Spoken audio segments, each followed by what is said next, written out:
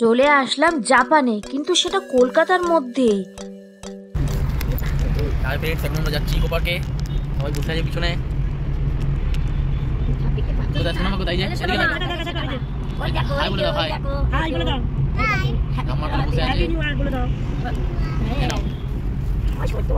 চলে আসলাম বিশ্ব বাংলার কাছে, আর বিশ্ব বাংলা থেকে ইকো পার্কটা কিন্তু একদমই কাছে। যারা ইকো পার্কে এসছো তারা অবশ্যই জানো।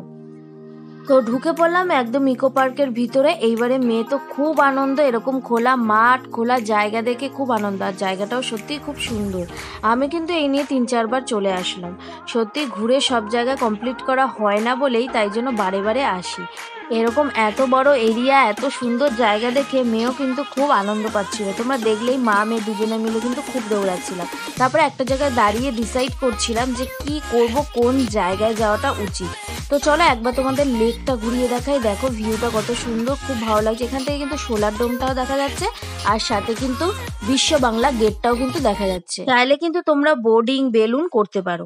তারপরে চলে আসলাম জাপানি ফরেস্ট গার্ডেনে। সত্যি সত্যি কলকাতার বুকে জাপানিতেই মনে হচ্ছে চলে এসেছি, কিন্তু সেটা কলকাতায়। ঢুকতেই এরকম বুদ্ধদেবের মূর্তি তোমরা দেখতে পারবে। আর এইটা বলে দিই, তোমরা ইকো পার্কের গেট থেকে টিকিট কাটে 1 নম্বর গেটে ঠিক বাদিকেই আসলেই তোমরা কিন্তু এটা দেখতে পারবে। কিছুটা হেঁটে আসতে হবে। আর মন্দিরটা এত সুন্দর শান্ত, এখানেও কিন্তু বসার জায়গা আছে। কিছুক্ষণ টাইম কাটিয়ে তারপর হাই, হ্যালো ফ্রেন্ডস, আমরা এখন রিল্যাক্সে ঝুলা ঝুলছি। বেলুনটা ঘোরাতে পারিনি প্রথম কথা। এক একজনের পার হেড হচ্ছে 150 টাকা করে। বেকার গেলাম, বেকার খালি শুয়েই থাকলাম। মেয়েকে নিয়ে যাওয়াটা ভুল হয়েছে, মেয়ে ভয় পাচ্ছিল বলে তাই। তারপরে সোলার ডোমের একদম উল্টো দিকেই ধামসা রেস্টুরেন্ট। এটা হচ্ছে 7 নম্বর গেটে, এটা পুরো ব্যাক সাইড।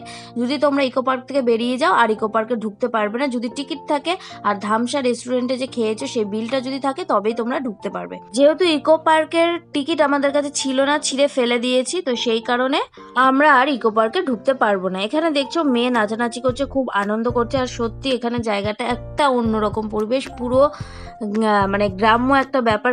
আর মনে হচ্ছে সত্যি সত্যিই আমরা গ্রামে চলে এসেছি। এটা কিন্তু একদম রেস্টুরেন্টের ভিতরটা একটা হচ্ছে সাবেকীয় ব্যাপার আছে, খুব সুন্দর একটা মানে অদ্ভুত একটা, যেটা সত্যি আমরা মানে আমি মেনলি এটা হচ্ছে অনেকে ইউটিউবে ব্লগ ফ্লগ বানিয়েছে সেটা দেখেই এসেছি, যেটা একটা ভাইরাল রেস্টুরেন্ট। সত্যি মানে অদ্ভুত একটা, আমরা তো অনেক রেস্টুরেন্টেই যাই, কিন্তু এটা একটা অদ্ভুত একটা রেস্টুরেন্ট যেখানে কাঁসার থালায় সবকিছু দেওয়া হয়।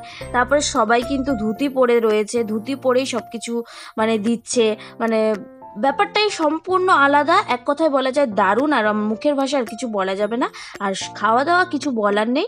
আমরা নিয়েছিলাম বরিশালের থালি, যেটা এক কথায় অনেকটাই কম দাম, 199, মানে 200 টাকা, 1 টাকা কম। কিন্তু সত্যি খাওয়া দাওয়া খুবই দারুণ আর অনেক কমে। কিন্তু হ্যাঁ, তোমাদের একটা কথাই বলবো, বুকিং ছাড়া কিন্তু তোমাদেরকে একদম ঢুকতে দেবে না। যখন তোমরা ঢুকবে আগেই কিন্তু বুকিংটা দেখতে চাইবে। তো চলো বুকিং করেই তবে আস্তে আস্তে